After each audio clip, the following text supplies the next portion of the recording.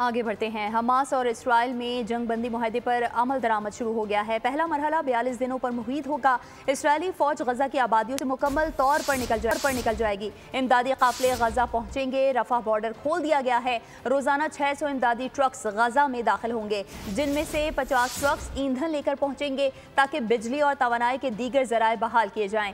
बेघर फलस्तीनियों की घरों को वापसी होगी।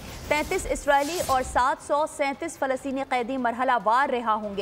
आज 3 इसराइली कैदियों के बदले 95 फलस्तीनी रिहा किए जाएंगे। हमास और इसराइल में आज से जंग बंद मुआहदे पर अमल शुरू हो गया। गजा के वासियों ने सुकून का साथ लिया। तबाहशुदा घरों की तामीर नौ का काम और फिर से आबाद होने का सिलसिला आज से शुरू हो रहा है। मुआहदे के पहले मरहले में इसराइल की फौज गजा से निकल आर्जी हो सकता है। लड़ाई दोबारा शुरू हो सकती है। गजा में इसराइल की दहशतगर्दी से मजमूई तौर पर 46,899 शहादतें हुई। सब्सक्राइब करें और बेल दबाएं ताकि कोई खबर रह न जाए।